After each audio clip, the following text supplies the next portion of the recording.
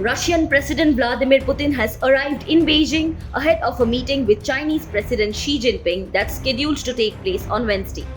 Xi Jinping invited what he called his dear friend Putin to China's Third Belt and Road Initiative Forum. Leaders of 130 countries are slated to attend the BRI Forum, where they will discuss one of Xi's signature international projects. But reports suggest that the meeting's theme is likely to be overshadowed by the Israel-Hamas war and Russia's ongoing invasion of Ukraine. China is one of the first countries Putin has visited since the Hague-based International Criminal Court or ICC issued an arrest warrant against him in March, accusing the Russian leader of illegally deporting children from Ukraine. China is not one of the 123 countries that are members of the ICC, so it is not obliged to transfer Putin to The Hague for trial. Earlier this month, Putin visited Kyrgyzstan, but China is the first outside of former Soviet Republic countries he has visited this year. Kyrgyzstan is also not an ICC member. Beijing has rejected Western criticism of its partnership with Moscow even as the war in Ukraine continues. China insisted that its ties with Russia do not violate international norms and that it has the right to collaborate with whichever country it chooses. Trade between neighboring China and Russia has been soaring since Moscow began its full-scale invasion of Ukraine in February of 2022.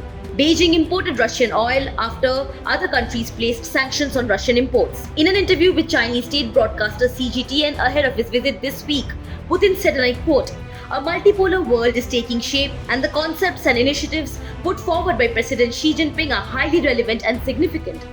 Russia's top diplomat Sergei Lavrov arrived in Beijing ahead of Putin and held talks with China's Foreign Minister Wang Yi on Monday. Xi and Putin last met in Russia in March of 2023. Putin last visited China for the Beijing Winter Olympics in February of 2022 when Russia and China released a sweeping 5,000-word statement reaffirming their no-limits relationship. It was days before the Russian president sent tens of thousands of troops into Ukraine. This is the third time that Putin is attending the Belt and Road Forum, which continues until Wednesday. He attended the two previous meetings in 2017 and 2019. Putin has also accepted an invitation from leader Kim Jong-un to visit North Korea after the two presidents met in Russia last month. Russia's foreign ministry has already confirmed that Lavrov will visit Pyongyang after leaving Beijing.